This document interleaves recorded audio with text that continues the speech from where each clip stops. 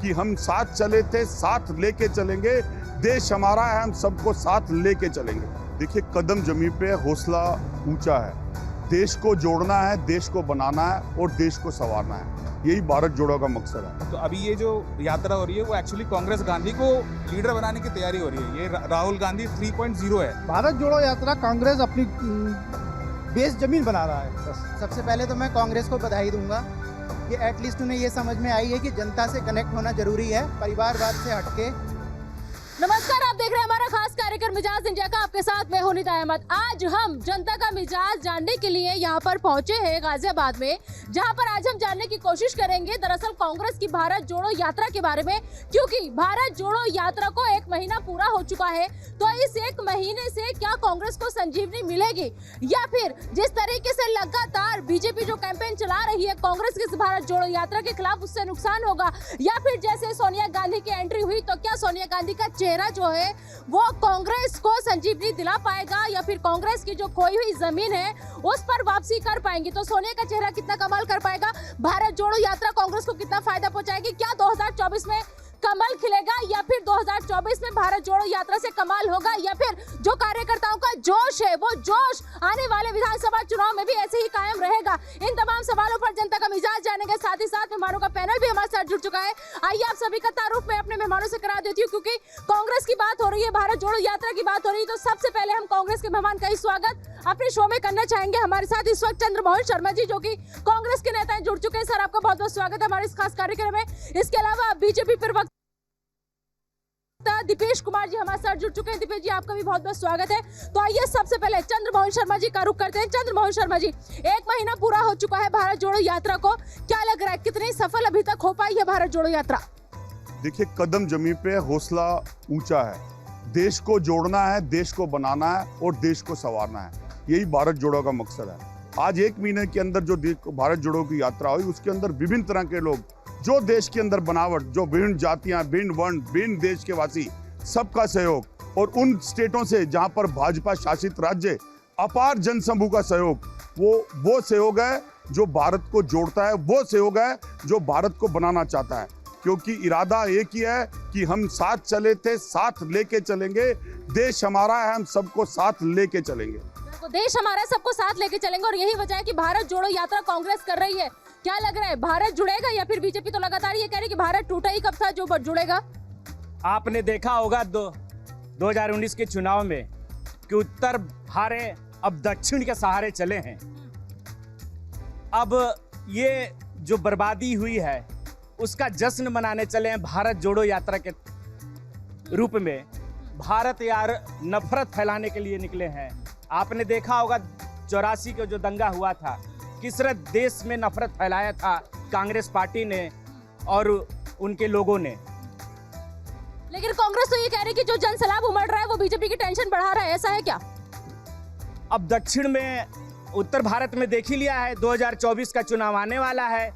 अब ये ड्रामा पूरी देश की जनता समझ चुकी है कि ये केवल, आप देख रहे हैं यहाँ जहाँ हाई कमान का कल्चर है, वहाँ तो जनता की बात सुनी नहीं जाती है। जो भी प्रधानमंत्री बनता है वो कांग्रेस और सोनिया गांधी और राहुल गांधी की बात सुनता है, तो देश का कहाँ विकास कर पाएगा? ये भली भांति देश की जनता जानती है। तो आने वाला चुनाव में परिणाम देख लीजिएगा, 400 से ऊपर जाएगी भारतीय जनता पार्टी। उत्तर भारत में 2 सीटें मात्र रह गई थी कांग्रेस की। अब चंद्रमोहन शर्मा जी, ऐसे क्यों लग रहा है आपकी भारत जोड़ो यात्रा से सबसे ज्यादा फायदा बीजेपी को होगा? वो ये कहना 400 की भी पाई जाएंगी सीटें। न उत्तर न दक्षिण, उत्तर दक्षिण पूर्व पश्चिम, पूरा हिंदुस्तान, यही ध्रुवीकरण तो रोकना है। जो 70 साल के बाद, जो 8 साल के अंदर ये जो नॉर्थ और साउथ और वेस्ट, रंग और कलर, मजहब और हिंदी, इसी को तो भारत जोड़ो ने रोकना है, इसी को तो सबने जोड़ना है। क्योंकि हम जमीन पे हैं, हम मानते हैं, हम हारे हैं, हम मारते हैं, लेकिन हमारे हारने के बाद भी हमारे हौसले बुलंद हैं, हम आपके खिलाफ आवाज उठाते हैं। हार जीत एक अलग विषय है। क्या आपने 2014 के बाद जिन मुद्दों को उठाया, उन मुद्दों को देश की जनता के सामने रखा? आपने बेरोजगारी दूर करी, आपने जीएसटी की मार के अंदर जो मेरे देश के व्यापारी, मेरे बुनकर व्यापारियों को जो नुकसान हुआ उसकी सुनी, आपने डीजल पेट्रोल के रेट को कंट्रोल करा, आपने डॉलर के रेट को करा। आज आपकी अर्थव्यवस्था देश की कहां चली जा रही है, उस पर आपके पास जवाब नहीं है, मुंह में दही जम जाती है। कहां है वो देश के प्रधानमंत्री जो विपक्ष के नेता थे? जो आवाज उठाते थे जब डॉलर और पेट्रोल का रेट बढ़ता है तो प्रधानमंत्री और देश की साख गिरती है। क्या वो आज देश के प्रधानमंत्री नहीं है? वो भूल जाते हैं कि उस समय विपक्ष के नेता थे। जवाब आपको देना है मित्र, हम जवाब लेंगे भी। विपक्ष में थे, हम फिर भी विपक्ष की भूमिका निभाएंगे और देश के साथ खड़े रहेंगे। बीजेपी से जवाब लेंगे, लेकिन उससे पहले जनता का मिजाज जान लेते हैं। जनता कुछ कहना चाहती है। जी, आपका नाम?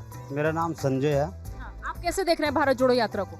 अभी हमारे बीजेपी साहब के क्या नाम है इनका, आपका सर क्या नाम है? डॉक्टर दीपेश कलवार। कहा कि 84 में दंगे हुए। अब आपके राज्य में मैं दंगे गिनवाता हूँ। अब ये देखिए, सोचा याद दिला दूं बीजेपी वालों को खासकर, कंधार हाईजैक हुआ किसके राज में? बीजेपी के राज में। अक्षरधाम हमला हुआ किसके राज में? बीजेपी के राज में। सुनते जाना आप ध्यान से। उसके बाद रघुनाथ मंदिर हमला हुआ बीजेपी के राज में। सारी चीजें सन के हिसाब से, डेट के हिसाब से बताऊंगा और खुल के समझाऊंगा, समझना इस चीज को। अब कारगिल हमला हुआ बीजेपी के राज में, गलत कहा, सुनते जाएं अब आप। संसद पर हमला हुआ बीजेपी के राज में। जब सर आपके पास कुछ नहीं होता ना तो आप सिर्फ हंस के ही दिखा देते हैं, जब बीजेपी के वालों के पास कुछ नहीं होता। ये सच्चाई है आप लोगों की। और किस कांग्रेस की बात कर रहे हैं आप? मैं बता रहा हूँ ना, ये किसने करवाया था हमला, ये भी तो निकालिए। अफजल गुरु किसका आदमी था जो अभी कांग्रेस में है? अभी जो देश जानता है, देश नहीं जानता ना, देश नहीं जानता।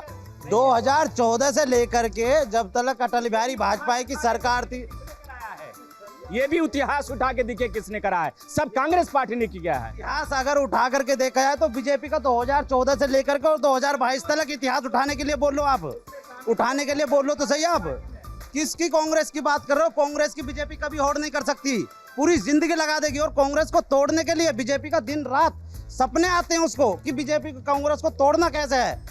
उसको जोड़ने के लिए आप लोगों ने कभी हिम्मत ही नहीं की। जी सर, आप कैसे देख रहे हैं भारत जोड़ो यात्रा? सही है कि गलत, इतना तो बोल दो।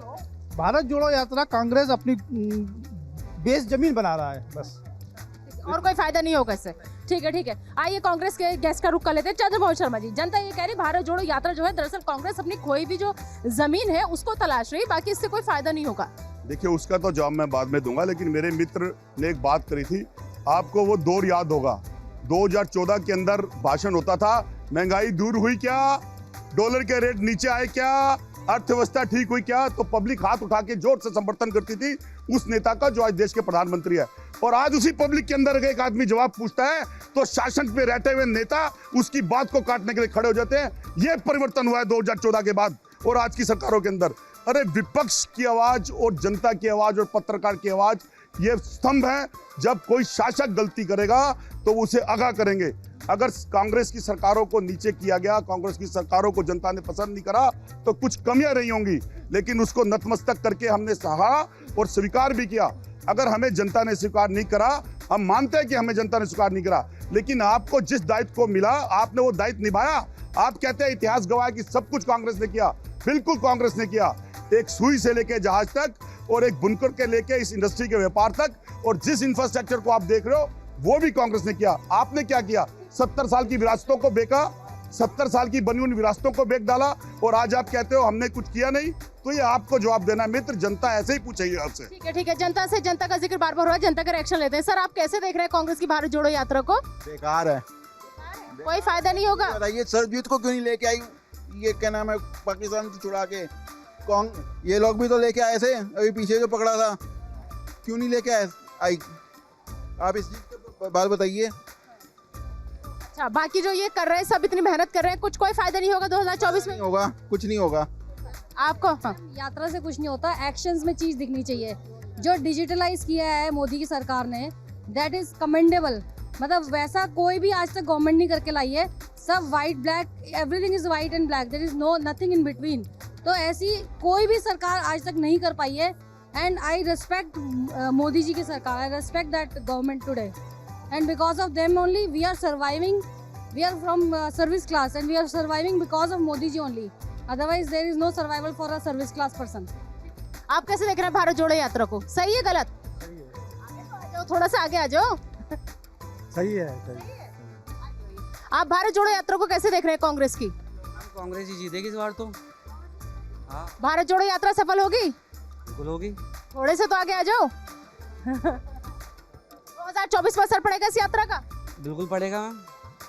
2024 में असर पड़ेगा? मैम मैं तो सिर्फ इतना बोलना चाहती हूँ कि हर गवर्नमेंट के अपने प्रॉज एंड कॉन्स होते हैं. Nobody is perfect in this world, but in BJP we can see our economy has now number 1. कुछ तो डिफरेंस हुआ है मैम, और सिर्फ पैदल चलने से, यात्रा करने से कुछ होना होता तो हम भी चल लेते हैं मैम, इसमें क्या बुराई है. Thank you. आप कैसे देख रहे हैं भारत जोड़ो? ने बोला कि कांग्रेस जीतेगी, ठीक है. मुझे एक काम बता दो सर, इस टाइम मुझे एक काम बता दो कांग्रेस का, बताइए. नहीं तो इस टाइम तो सत्ता में ही नहीं है ना, बाहर है, कैसे करेगी? सर कह रहे थे मेरे को कांग्रेस जीतेगी. मेरे को एक ये भी काम बता दो, एक काम कांग्रेस के बता दो. अभी किसी भी चैनल में काम बता दो कांग्रेस. तो बता दे कौन सा भैया, बीजेपी ने कौन सा कर दिया? देखो बीजेपी ने क्या नहीं करा बताओ. इतनी शॉपें ओपन हो रही हैं. पहले हैबिटेट की बात करता हूँ मैं. हैबिटेट में इतनी शॉपें ओपन हो रही हैं, हर चीज़ को देख के इकोनॉमिक देख लीजिए, हर चीज़ को ले लीजिए, ठीक है. 2024 में मोदी जी आएंगे, वो एक तय है. उनका टक्कर कोई देगा नहीं, उनका टक्कर कोई दे भी नहीं सकता, ठीक है. हिंदू मुस्लिम लड़ाई करवाएंगे और कुछ नहीं होगा. मैं बताता हूँ हिंदू मुस्लिम किस बात को, जब बता दो. हिंदू मुस्लिम एक ऐसे भाई बहन है, कोई दिक्कत नहीं है, ठीक है.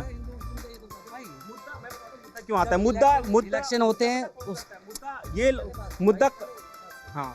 जब इलेक्शन होते हैं ये मुद्दे होते हैं कि आप हिंदू हो या मुस्लिम हो, वोट मत दो. कांग्रेस का कार्यकाल रहा, मुस्लिम और हिंदू में लड़ाई नहीं थी. मुझे बताइए आप, अगर मुस्लिम लड़ाई दोनों में उस टाइम भी लड़ी थी, इस टाइम लड़ाई कुछ भी नहीं है. भाईचारा दोनों में सेम है. लेकिन 2024 में मोदी जी आने चाहिए, और अगर मोदी जी नहीं आते हैं तो विकास बिल्कुल नष्ट हो जाएगा. मेरे हिसाब से तो ये है, मोदी जी आने चाहिए 2022 में. जनता ये कह रही है कि आप भारत जोड़ो यात्रा कर लीजिए, या आप कोई सी भी यात्रा कर लीजिए. जो विकास अभी तक मोदी जी ने कराया है ना, वो विकास फिर कोई और नहीं करा पाएगा. और आप कहते हैं कि विकास हुआ ही नहीं. देखिए जनता सर्वमान्य है. जनता का फैसला और जनता का विचार अपना होता है. लेकिन क्या जनता इस बात को नहीं जानती कि 2020 के बाद 5 करोड़ 20 लाख व्यक्ति अत्यंत गरीब रेखा के नीचे से आ गए? क्या जनता इस बात को नहीं जानती, जिस सरकार ने 5 करोड़ रोजगार देने की बात करी थी, उसके रहने के टाइम पर बेरोजगारी बढ़ गई? क्या जनता इस बात को नहीं जानती कि डॉलर और पेट्रोल के रेट के लिए जब 31 रुपये का सपना दिखाया गया था, क्या वो रेट बढ़ नहीं गया? देखिए, हर किसी की अपनी विचार आती है, हर किसी का अपना ओपिनियन है, वो कह सकता है, क्योंकि स्वतंत्र लोकतंत्र के अंदर विचारधारा रखी जा सकती है. हमारा मकसद देश के अंदर अपनी आवाज को रखना, विपक्ष की भूमिका के अंदर सरकार की गलतियों को रखना, और देश के उस जनमानस की आवाज को सुनना है. वो भारत यात्रा के अंदर मकसद पूरा हो रहा है. हम उसे सराहेंगे, लोगों के साथ जुड़ेंगे. ठीक है, ठीक है. बीजेपी का एक रिएक्शन लेते हैं, फिर आपके पास आऊंगी. आप बताइएगा, विकास के बारे में आप बात कर रहे थे, आप बोलिएगा, ठीक है. बीजेपी, दरअसल कांग्रेस का ये कहना है कि जिस तरीके से जो एक जन सैलाब उमड़ रहा है भारत जोड़ो यात्रा में, उसने बीजेपी की नींद हराम कर दी. और यही वजह है कि बीजेपी जो है वो कैंपेन चला रही तरह तरह के. कर्नाटक में कर ले, पूरे भारत में कर ले यात्रा, इससे कोई फायदा नहीं होने वाला है. देश की जनता समझ रही है कि विकास चाहिए. क्या आपने उत्तर प्रदेश में 75 साल से रायबरेली और अमेठी में इनकी वहां से जीतते रहे, क्या स्वर्ग बना दिया उसको?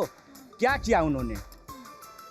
तो ये भारत की जनता समझ रही है कि ये 75 साल तक नहीं, केवल भ्रष्टाचार किया. प्रधानमंत्री वो मनमोहन सिंह और चला रहा है हाई कमान का कल्चर है वहाँ, केवल हाई कमान का चलता है. भारतीय जनता पार्टी माननीय नरेंद्र मोदी जी की सरकार में सबका साथ, सबका विकास, सबका विश्वास, ये केवल मुस्लिम तुष्टीकरण में लगे रहते हैं और अपने लोगों का जेब भरते हैं. केवल इनका काम, जब पार्टी आ जाएगा तो अपना जेब भरो और मुस्लिमों का काम करो, उसके संतुष्टिकरण में लगे रहते हैं. बस यही है भारत कांग्रेस का कल्चर. ठीक है, ठीक है जी. आप बोलिए, आप कुछ बोल रहे थे विकास के बारे में. मैं कह रहा था, हाँ मोदी जी ने विकास करा है. सबसे पहला विकास मोदी जी का जो अभी चरम पर चल रहा है, महंगाई. हमारी स्मृति ईरानी जी थी, जो चूड़ियाँ लेकर के रोडों पर बैठती थी, कहती थी कि उस समय 392 रुपये का सिलेंडर भी बीजेपी वालों को महंगा लगता था. 68 रुपये लीटर भी पेट्रोल जो था वो उस समय बीजेपी वालों को महंगा लगता था. हमारा 56 रुपये लीटर जो डीजल था, जो भी वो भी महंगा लगता था. हमारी घर की जो रसोई है उसका पूरा बीजेपी ने पूरी तरह से हिसाब बिगाड़ के रख दिया है. अगर बेनिफिट हुआ है और अगर विकास हुआ है तो बीजेपी ने अपने नेताओं का, अपने विधायकों का, सांसदों का और अपने कपड़ों का अधिक विकास किया है. मोदी जी कहते हैं मैंने 35 साल भीख मांगी है, भिक्षा मांगी है. उस 35 साल का आज तक कोई रिकॉर्ड मिला? उस स्टेशन का आज तक कोई रिकॉर्ड मिला जिस स्टेशन पर बैठ कर के उन्होंने चाय बनाई थी और जनता को पिलाई थी? आज तक वो तो ना स्टेशन मिला है, ना आज तक वो क्या नाम है भीख मांगने वाले हमारे मोदी जी की कोई फ़ोटो मिली है। अभी मोदी जी बनारस में थे, 1-2 साल पहले की बात है। अब मोदी जी यानी क्या नाम है जब बनारस में जब उतर रहे थे तो बनारस की जो जन्मभूमि है वो कहते कि हमें राम मंदिर को लाना है। देखो जनता पता क्या चाहती है, अगर आप वैसे कोई भी सरकार कुछ नहीं दे सकती। जनता जिस दिन शिक्षित बन जाएगी, और वो बीजेपी वालों को पता है, बीजेपी वालों को अच्छी तरह से पता है कि अगर ये जनता शिक्षित बन गई तो हमारा इतिहास खत्म है। इसलिए तो एजुकेशन की इतनी कमी रहती है, क्योंकि अगर पढ़े लिखे जाएंगे तो सवाल करने लग जाएंगे, और जब पढ़ेंगे लिखेंगे नहीं तो हम सवाल नहीं करेंगे। ठीक है, और रिएक्शन ले आती हूँ, फिर आती हूँ आपके पास। आप बताओ, आप कैसे देख रहे हैं इस भारत जोड़ो यात्रा कांग्रेस की? मैडम अभी जो ये बोल रहे थे कि जो जनता है वो शिक्षित हो जाए, यानी 8 साल में सब अनपढ़ हो गए हैं, 70 साल में सब IAS PCS थे।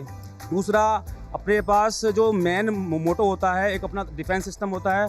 अगर हमारे घर में सिलेंडर 300 रुपये का आ रहा है और हमारी सेना कमज़ोर है तो सिलेंडर क्या करेंगे हम लोग? और हमारा अगर रोड इंफ्रास्ट्रक्चर मजबूत होगा तो हमारा ट्रांसपोर्टेशन की वजह से जहां हमको 200 रुपये लगते थे आज हम उसमें 10 रुपये में पहुंच जा रहे हैं। तो हम पेट्रोल को देखेंगे या अपना ट्रांसपोर्टेशन देखेंगे? तीसरा, जो हमारा महंगाई बढ़ी है लेकिन व्यवस्थाएं अच्छी हो रही हैं, आप ये कहना चाहते हैं? मैडम अगर हम अपने आप को डेवलप करेंगे तो महंगाई ऑटोमेटिक बढ़ेगी और उन लोगों को दिखाई देगी जो लोग पहले देखते थे कि हमें सड़कें टूटी हुई हैं, पहुंच नहीं पा रहे थे वहां तक, आज वो मजे से जा रहे हैं। आप देख सकते हैं अपना नोएडा वाला हाईवे, मेरठ में जहां पहुंचने में 4 घंटे लगते थे वहां 40 मिनट पहुंच जा रहे हैं। ठीक है, आप कैसे देख रहे हैं? मैम, सबसे पहले तो मैं कांग्रेस को बधाई दूंगा कि एटलीस्ट उन्हें ये समझ में आई है कि जनता से कनेक्ट होना जरूरी है, परिवारवाद से हटके थोड़ा जनता के बीच में आए हैं, तो एक अच्छा काम किया इन्होंने। बीजेपी ने भी अपने स्टार्टिंग टाइम में यही चीज़ अपनाई थी जिसका फ़ायदा उन्हें मिला था। दूसरी चीज़, इकोनॉमी पे हमारे कांग्रेस के मित्र ने कुछ टिप्पणी करी, तो मैं इकोनॉमी में बता देना चाहता हूँ कि जैसे हर चीज़ प्रकृति का परिवर्तन का नियम होता है, उसी तरीके से महंगाई, आपकी जो बाकी सारी जो चीज़ें होती है इकोनॉमी में, वो भी एक डेवलपमेंट का पार्ट है और वो चलता रहेगा। कल को कांग्रेस आएगी, फिर महंगाई बढ़ेगी, वो चलता रहेगा। यहाँ पे मैं एक चीज़ ज़रूर जिक्र करूँगा कि जैसे हमारे मित्र ने कहा कि राष्ट्र सुरक्षा पहले, उसके बाद देश की सुरक्षा, जो उस आंतरिक सुरक्षा, ये बहुत इम्पॉर्टेंट है। जाति और इन सब बातों से अलग हट करके हमें राष्ट्र निर्माण के बारे में सोचना चाहिए। और मैं अपने बीजेपी के मित्रों से भी ये कहना चाहता हूँ कि आप निरंकुश ना होइए, आप इस गुमान में ना रहिए कि 2024 बहुत हलवा है आपके लिए, टफ होगा, टफ कंपटीशन मिल सकता है आपको, तो आप इस भ्रम से रहिए और मेहनत करिए और अच्छे काम करिए। और जो कमियां हैं एज अ क्रिटिसाइजर जो आपके विपक्ष बताते हैं, उनको सुनिए और सीरियसली लीजिए। चंद्रमोहन शर्मा जी से जनता का एक सवाल ले लेते हैं। आई बस एक कांग्रेस का एक रिएक्शन लिया सर, फिर आती हूँ, बस 1 मिनट। चंद्रमोहन शर्मा जी, जनता का ये कहना है कि देर आए दुरुस्त आए, आपको बहुत पहले ये समझ लेना चाहिए था कि हाँ, जमीन पर उतर के ही काम होगा, तभी जनता कांग्रेस को पसंद करेगी। देखिए, 2 दृष्टि होती हैं। एक दृष्टि एक को अच्छा समझती है, एक दृष्टि को अच्छा नहीं समझती है। देश के अंदर जनता का अपना ध्रुवीकरण है, जनता किसी को अच्छा समझती है, किसी को गलत समझ सकती है। कांग्रेस कल भी वहीं स्टैंड करती थी जहां आज स्टैंड करती है, और जो आज सत्ता के अंदर है, कल वो तो कांग्रेस मुक्त भारत कहते थे, वो तो ये भी कहते थे ये परिवार छोड़ के चला जाएगा। आज मुद्दा ना कल परिवारवाद था ना आज परिवारवाद है। जो आज सत्ता में बैठे हैं, क्या उनके लोग परिवारवाद का सहारा नहीं ले रहे? अमित शाह के पुत्र कहाँ बैठे हुए हैं और खड़े होकर झंडा भी पकड़ाने से कतराते हैं, क्या वो परिवारवाद नहीं है? क्या राजनाथ के पुत्र खड़े हुए हैं तो वो परिवारवाद नहीं है? परिवारवाद मुद्दा बाद में आता है, देश पहले आता है, जैसे मेरे मित्र ने कहा। लेकिन उस झंगोरों से आपको दिमाग इस बात से हटाना पड़ेगा, क्योंकि भाजपा के खुद के केंद्रीय मंत्री नितिन गडकरी जी ने क्या बोला, जो विपक्ष बोलता है कि आज एक खाई अमीर और गरीब के अंदर इतनी बड़ी पट गई है जो आने वाले वक्त में देश के अंदर एक दरार पैदा कर देगी। तो जो सच है, अगर उसे हम नहीं समझेंगे, अगर आप ये कहोगे कि कांग्रेस का ये कहा हुई बात गलत है, तो वो देश के लिए घातक होगा, सबके लिए घातक होगा। हालत है अभी कि कांग्रेस